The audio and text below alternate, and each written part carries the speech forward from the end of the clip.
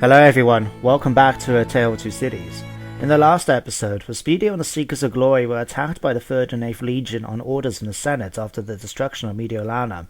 However, a one-sided battle, despite being outflanked by the 8th Legion, allowed the Respendial and the Seekers to claim victory over their enemies, killing most of the soldiers and leaving very few survivors. They end up resting in Genua on invitation of the Godjisul, the Vandal king, for a couple of seasons, before continuing on their journey towards Hispania in the search for a new land to call their own. Over on the east side, though, Atticus made the brave decision of declaring war on the Sassanid Empire, and after going through an attack in Edessa, set his eyes on the Sassanid town of Tbilisi, which had a lot stronger garrison than him and me expected. However, this is where we left the last episode, and we will continue in just a second. Although historians have attempted to explain Atticus' perhaps rash declaration of war against the Sassanid Empire, more recent sources that have been uncovered suggest an ulterior motive on behalf of King Atticus of the Eastern Islands. The Sassanid Empire, after all, was a strong one, and despite the military successes of the Wanderers thus far, they would be unable to face the full military might of the Sassanids. The assault on Nisibis was undertaken as a feat of strength to warn the Sassanid king that to fight the Alani people would be done at great cost to himself. Not only that, but it would provide the people of Pontus a target for expansion, allowing Atticus and land near the sea to eventually claim as his own. The fact that the Orient people took advantage of the battle to claim Nisibis for their own did not bother Atticus in the slightest. Hello everyone, and welcome back to episode 6 of A Tale of Two Cities. Now before I carry on, I do have a slight confession to make. This is actually the second time I've had to record this part, simply because before the battle it was a pretty hard slog, given the amount of spearmen he got against a cavalry strong army, although I did win. But unfortunately though, it just took a lot of time, and I really couldn't be bothered when I realised that I didn't save the replay. So I decided this time around I'm just going to auto-resolve the battle. So I went ahead and chose an aggressive stance, keeping in mind the amount of archers they've got. And as you can see, we won. Atticus finished off the garrison commander with his patented sword to the face. And looking at the amount of people we lost, we actually lost less men than I actually did. I lost 100 men more, but roughly. But then there's still about a third of the army. So this time around I'm pretty happy how it went. I decided then afterwards with Nisibis I was going to go and sack the place. And then, thinking about it, I originally decided to go ahead and liberate Oriens. Now this will be quite useful to have another faction in the area, just when it comes to fighting the Sassanids. So, and given their replenishment rates in the area, I thought it might be good for me to actually rest Atticus there. As you can see, we've got a bit of casualties across the board. But unfortunately though, it means there's going to be some problems as well, I think. I've been thinking about it, and given the fact that it's coming up to the end of Chapter 2, the Sassanids have got 2 armies right by their borders, able to try and wipe mine out if they wanted. A very strong 20 stack in Rastram's companions, and a small, half a stack garrison at Arbella. I decided the best thing to do would just be to go into the diplomacy screen and sort out an alliance of some sort, or at least get a peace treaty. So I actually did it. Went to the Sassanids. I was very surprised to see they were actually still very happy with me, although as you can see that was going to be deteriorating very quickly. So I decided to go for a peace treaty. I was going to be a bit cheeky. I was going to see if I can actually get some money out of them as well. No harm in trying, I guess. 300 didn't seem enough. I thought I'd go for 1,000, and they actually accepted. So all of a sudden now, I'm now friends with the Sassanids. Well, I decided not to push my luck and go for non-aggression, especially given that in the future we'll be going to war against them. So I don't want to have it bad against me for actually, breaking my non-aggression pacts. With all that done then, there's not really much I could actually carry on with this particular episode. Although I did notice the fact that my population growth has actually got pretty high. I might be tempted to try and build another army before I settle. We'll see what happens. In the meantime though, Lepoxus needs to be upgraded. I decided that given his experience behind Sassanid lines, despite the fact he's been spotted a few times, I decided to go with both diversion and subterfuge. I believe these were the sort of suitable skills he would have picked up behind enemy lines, trying to avoid enemy guards and checkpoints. Plus it might come in handy against enemy agents, who knows. finally then, that's everything I could actually do for this turn, given the fact that this is just the end of the last episode's turn. So I decided to just go ahead and end the phase.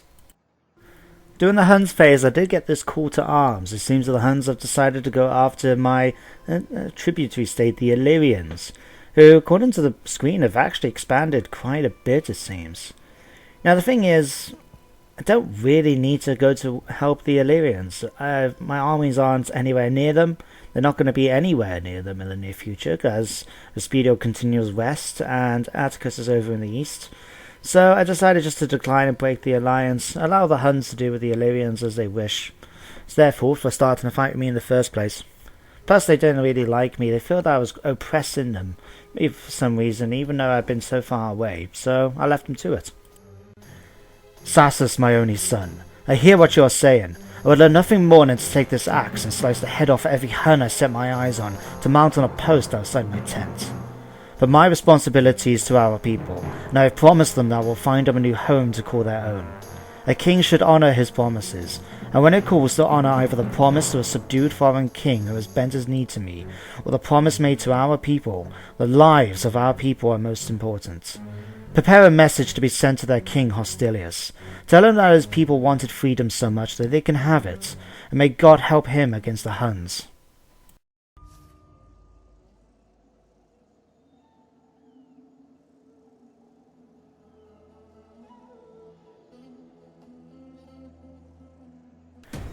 At the start of my next turn, I first get the good news that the Roman spy that's been held the Seekers of Glory has failed in his mission to try and misdirect the army. It allows me to continue moving the Seekers of Glory this turn, and I also get some news from Atticus' side that it seems this man, Radamassus, was drunk when he was supposed to be on watch. Not something that should be taken lightly, considering the fact that we were just recently at war with the Sassanid Empire, even if we were by a friendly province.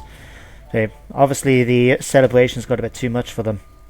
Anyway, while I was moving Lepoxus to have a check over back in Edessa, I did notice a few of the events that came up on the side here. It seems both Gaul and the Vandals have now become Latin Christians.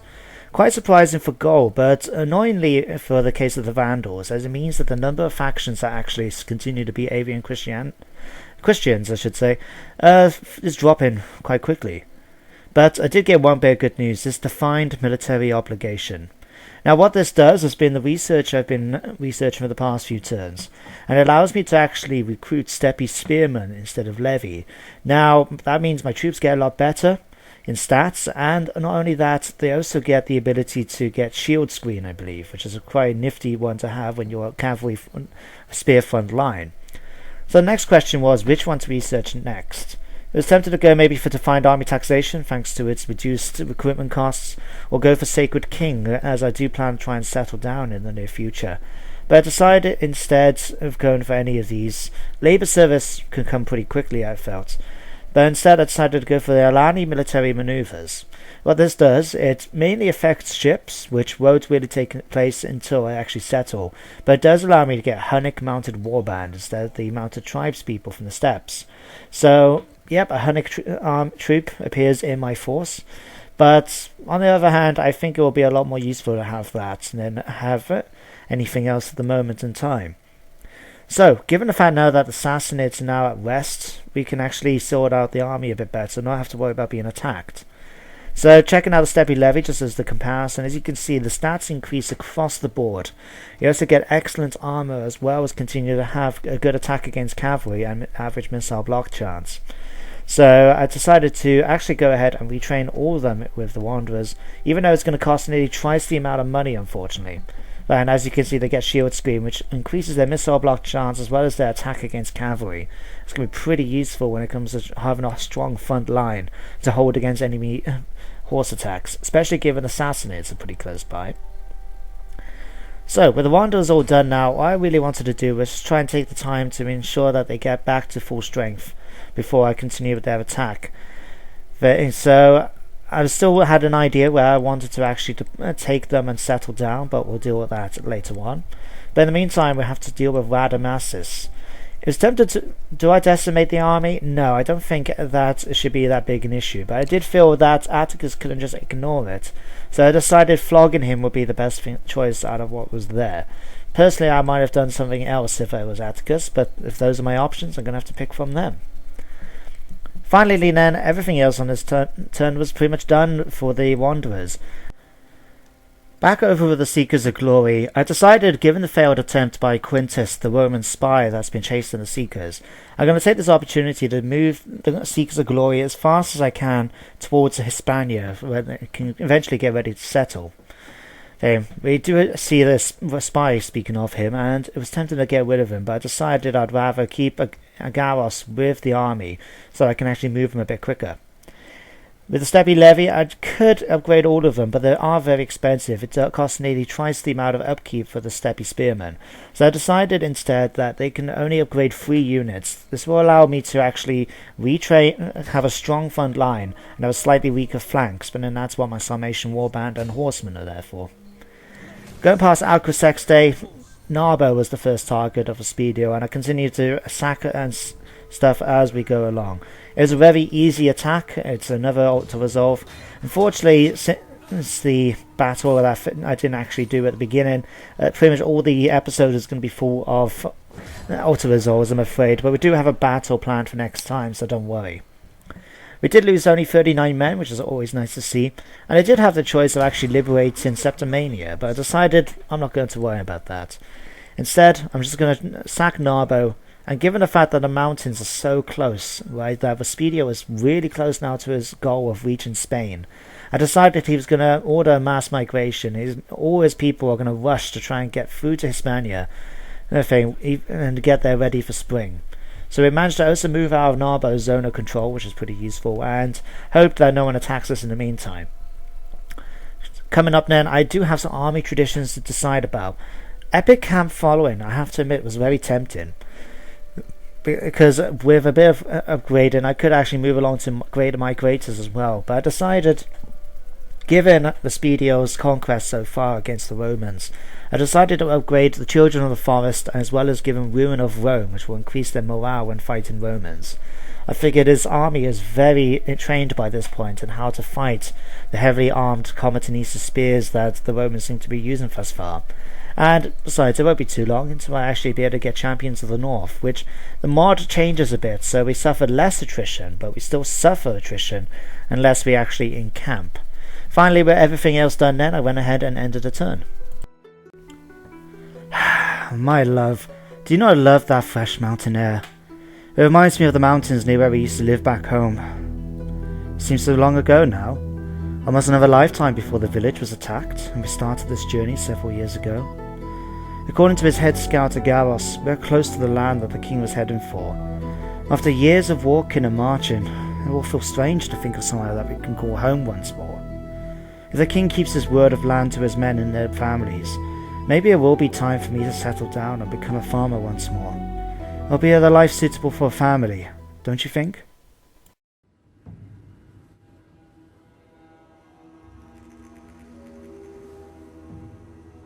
They made ready for war. The world had fallen into shadow. The earth grew cold, and the wind whispered of death. And I beheld a black horse, and he that sat on him had a pair of scales in his hand.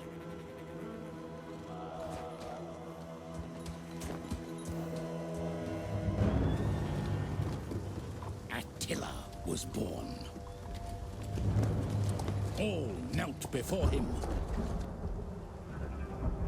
for they knew he would devour the earth and set on fire the foundations of the mountains. Attila was born from darkness and despair.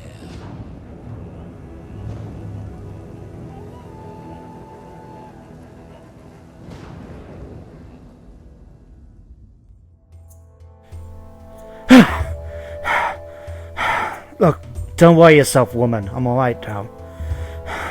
Look, I'm sorry I woke you.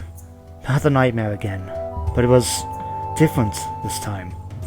It starts the same way, that a demon has entered the world and in time will bring fire and death across the land.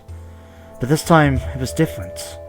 It was like I was floating above the land like a bird and could see the world around me. The darkness came, but of 5 places in the world the cross of our Lord stood strong like a pillar of light against the common darkness. As the dream ended, I also heard a name.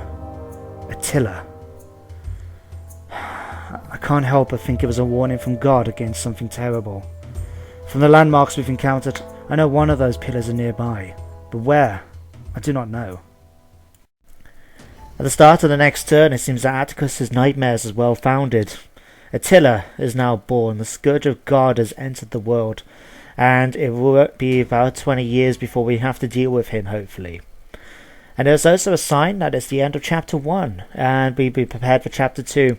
We got 2 bonus objectives done, which means we get an extra 2,000 gold, and we got a whole bunch of new objectives. And it also seems over in Nisibis thing, where Atticus was, that Radamasis has actually apologized for his actions and he accepts his punishment. So now all the armies have improved morale for the next couple of turns. Pretty good news, I'm not going to complain. Anyway, we're going to check out the objectives for Chapter 2. And it seems that I have to be at war with 3 factions, as well as forge a defensive or military alliance with any faction. I do have this one done already, thanks to the Vandals, but this is 2 of the ones that are going to be interesting for me, as not going to be taking place. As one of them requires us to settle in Sarmatia Zatica, the historical site of the Alani people, who actually migrated and settled here and formed their own kingdom called the Alania. But I'm going to be migrating a bit further south, so I'm not going to be making my way back up there anytime soon. And also the European islands, who headed their way alongside the Vandals, originally settled up near Lugdunensis, but again, Respendial goes his own path. He's got a different place for where he's going to actually settle down eventually. Anyway, speaking of Respendial, we're going to now sort out the Seekers of Glory. It seems that thanks to all his time in the escorting the army and scouting ahead, Agaros has actually improved his ability to track which allows the army to move forward quicker, as well as be able to start his training in knowing what goes on behind a camp, so he'd be able to actually ruin the provisions of a camp later on. Going back to a normal stance then, we do have a target already set. Tarako is within movement range, and even the zone of control isn't going to stop Respendial from charging through. The Harrison is a little bit stronger than the last one we fought up in Narbo. But nevertheless, it's going to be a very easy auto-resolve for Atticus. No, oh, Jesus Christ, I'm getting these names mixed up. Always happens when you do this. Anyway, Respendial and the Seekers of Glory can easily get an auto-resolve victory, and we do get the option to liberate Hispania, but I don't want the competition for the Alani people here in Spain for the provinces. So given that's all done now, we could go after Caesar Augusta, or continue heading down towards Sigo Briga. I think Caesar Augusta is going to be the better target, more money in that. But unfortunately, we're not going to be able to move outside Tarako's reinforcement range or zone of control this turn, unless I force marched. And I really couldn't feel bothered at this point. I actually meant to do it, but I forgot all about it. I think. Anyway, so yeah, we didn't move much further, and we'll have to deal with that next time. Atticus, though, is going to start heading closer towards Edessa and attempt to maybe try and raid them again. Unfortunately, though, it does seem that someone's been attacking them already. As you can see, a lot of their buildings already been smashed apart and really badly damaged, so perhaps Edessa isn't going to be the best place to try and sack again. Instead, we're going to head up towards Amida.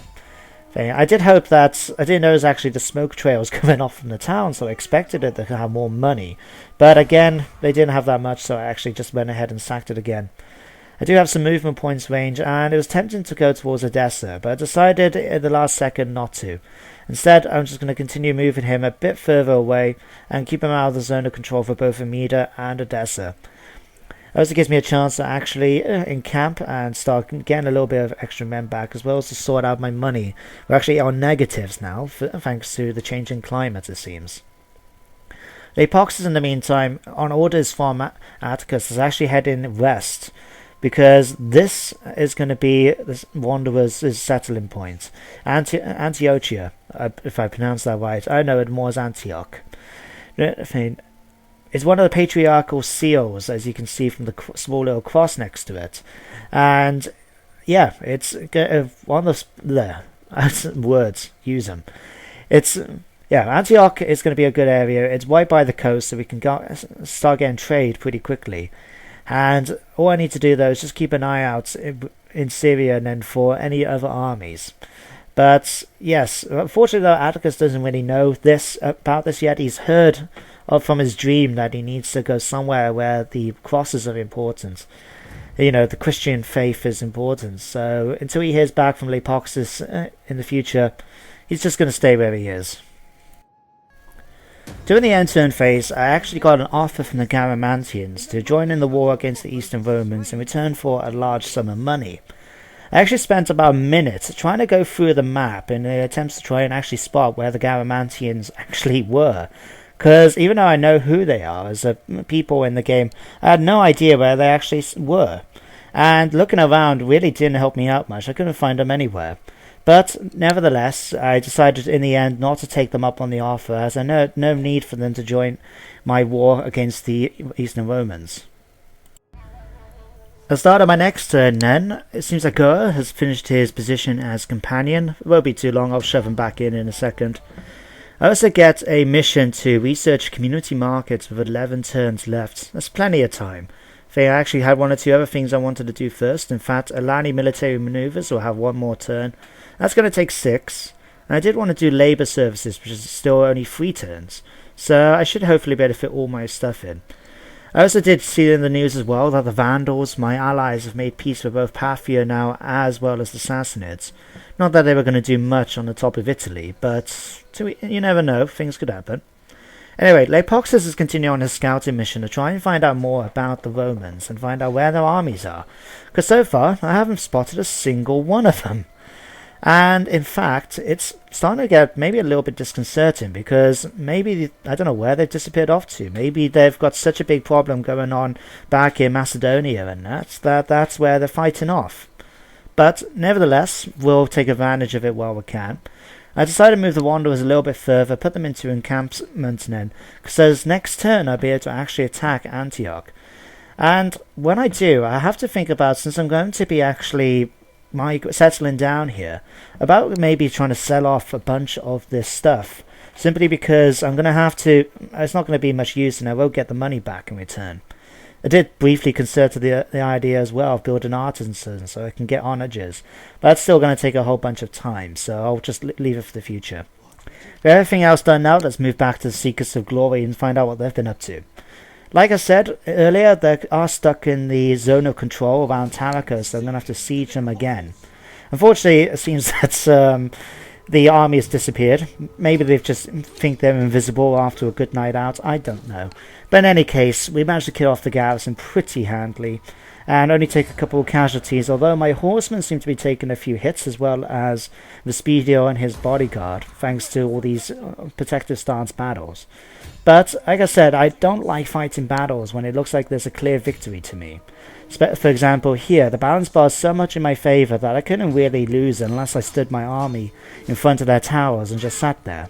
So I'll allow instead them to do the job and sack yet another place. Caesar Augusta is now mine, a few more casualties, but nothing major.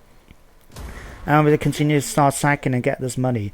This money is going to be very important when I come to actually setting down, because we're going to have to spend a lot of time and money reconverting the towns and cities to the Alani buildings that will allow me to get my troops instead of having to rely on the ones that are nearby. So, yeah, well, it's important that I keep sacking. I did intend actually for the Seekers of Glory to encamp, but unfortunately I moved too far away, so I thought I might as well continue, get them outside Caesar Augusta's zone of control, and eventually they're going to be heading down towards Carthago Nova. That's the area in Hispania I decided I want the Seekers of Glory to settle down in. So you now know where the two cities are in the title. It took a little while for me to figure out where I wanted them, but there you go. Anyway, going back onto this, I put Goa back into his position as companion, and I wanted Atticus to actually become an elder. Unfortunately, he's still too young. I need him to be 22 before he can actually become an elder, despite his young age. But I may be able to do it in the future, so I went ahead and ended the turn once more. At the start of the next turn then, nothing really happened in the end turn phase, I'm afraid. But we do get this political obstruction taking place with Goa's attempting to become the rank of companion once more. Instead of trying to weaver himself in with political favours, I decided that Respendial would just agree that Goa would make his way in and become a companion once more. Moving on then, we've got Sigabriga now, the next target in Respendial's sacking of Hispania.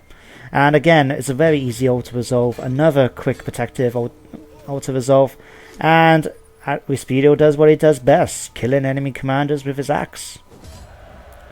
Again, we only lost 37 men, although we are starting to lose men a little bit more and more each time. Eventually I am going to have to see about giving them a chance to settle down. Which we're going to be trying to do in a second, in fact. I needed to try and sort out how close I wanted to go. Unfortunately, though, it seemed that Sigabriga might be able to keep me around for another turn. I'm not sure yet. And again, it didn't really help that I moved out of my way too much. So, there we go though. Carthago Nova is now within range of the Seekers of Glory. We could be able to attack it very well next turn if we wished. But instead, we're going to carry on and do something else. We did notice the son of Ares are heading closer and closer to Antioch, which is not something I really wanted to see. And I decided then it was at this point that Lepoxis, on his way to check out what's going on in the north, they sent a message to the Atticus to tell him what he's managed to find.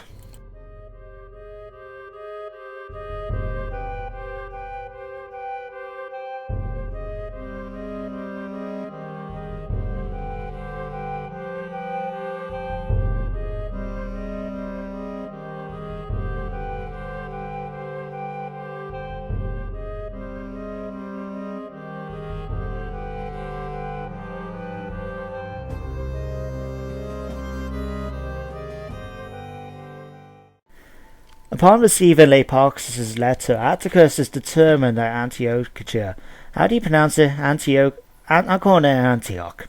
Antioch is the place that he needs to go.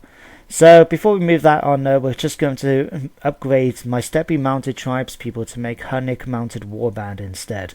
It seems their role does change a little bit. Instead of becoming really good anti-cavalry, they seem to pick up a missile weapon along the way, as well as the ability to enter diamond formation. So, but nevertheless, with all that done, I decided to go into attack. I was very tempted to try and take it out by sea, but not only would this take an extra turn, but it goes against my own rule about having the horde out in the sea for more than one turn, and I took this into account when I actually attacked. It seems that Antioch has actually got not only a okay garrison compared to what I've been fighting, but they've also got a very strong fleet. In fact, they've got Greek fire ships, artillery ships, and everything. That's not something I would have wanted my seasick infantry to have to deal with, so I'm very glad that I decided to attack on land. The only annoying thing is, I've got a very small labour force considering, so I'm forced to actually have to wait 2 turns before I can actually get battering rams built, which will allow me to smash down the gates and bring my cavalry in, which should overwhelm the enemy infantry pretty easily. I can't actually wait them out, it's going to take over 21 turns to do so. So I'll just have to leave the Wanderers there besieging Antioch and see what happens. Now that the Alani military manoeuvres is done, I had a choice of what to do next. I was tempted to go for the community markets, but I still got plenty of time to actually upgrade my technology to that level, so I decided on getting labour services. It's a little bit late, but it'll still be a useful one to get. So it's just a case now of leaving the Wanderers here, ready to eventually be able to attack. With everything else done then, it was just a case of ending the turn then. My start of my next turn, which is going to be fairly short, thanks to the Wanderers being tied up besieging Antioch. I do get some news that Atticus has been a bit of a naughty boy yet again, and has another illegitimate son. I can't imagine his wife being too happy about that. He also hears from a servant of his, Armanos, who's warned him that there have been rivals in the horde. They're discontented people, been plotting in dark corners. Maybe they're unhappy with the fact that he's decided to settle them down based on nothing more than a dream. We do have several options though he could try to do regarding this, but given the fact that one of his traits is actually a stranger to fear, he doesn't feel fear, and he has no idea what it must be like. It seems the sort of man he is that he would actually just go ahead and actually meet them face to face instead. I did try to see if he was able to actually be upgraded now to an elder, but unfortunately he can't. And that's pretty much everything I can do with the Wanderers this turn. I suddenly poxes though a little bit west of Tarsus just to see what's going on regarding the Romans. And I'm surprised that there is no sign of any Roman army as far south as Tyrus or on the other end of Tarsus. It's a little bit disconcerted, and I'm wondering what has been keeping the Romans occupied so badly that they've had no, intention of actually stopping me from coming and attacking their lands, but I'll take it as a blessing. Heading back to the Seekers of Glory then, we are actually within range of Carthago Nova, and I do want them to actually capture the town, but given the fact that they have siege equipment, and I want Antioch to become my new capital of the Alani Empire, I decided instead of attacking straight away, he's just going to move a little bit closer and allow his troops to rest. It's been a long time since the Horde was able to encamp, so this gives them a chance to sort of settle down, start replenishing a little bit more, and be ready then to attack Carthago Nova next time, when I would actually be in a position once Antioch is captured to have a second capital. It seems though that there's no actual sign of any other hordes in the area, so I'm not going to complain too much, and I just go ahead and end the turn one last time. After an eventful end turn phase, we're finally on the next turn, and I'll be bringing my episode to a close this time. We do get the result of the secret meetings, and it seems that it was the right choice. Atticus no doubt over-intimidated these discontented people who were sneaking around in corners, has managed to improve my control over the whole Alani people, which I'm not going to be complaining about too much. Anyway, we're going to be bringing the episode to a close here now, with noticing that the Sassanids are coming closer and closer to Edessa. It means that I might going to have to go to war with them at some point. But we decide to start the battle ready for next time, and it does seem a bit of a surprise. It seems that the Roman Emperor himself has come to defend Antioch. So we got a little bit more of a battle, but given the fact that Atticus is actually a lot superior general, I'm not too concerned about this. It seems that on the map we've got a nice large area for me to be able to plan out the attack, and Atticus has had quite a bit of time. So I'm going to bring the episode to a close here, everyone, and hope you enjoyed, and I shall see you in the next episode of A Tale of Two Cities. As spring arrived in 401 AD, it seemed quite the coincidence that both hordes came close to the cities that eventually made the capitals of both Alani empires at the time, Carthago Nova and the former Antiochia. Why those particular cities were picked were due to a number of reasons.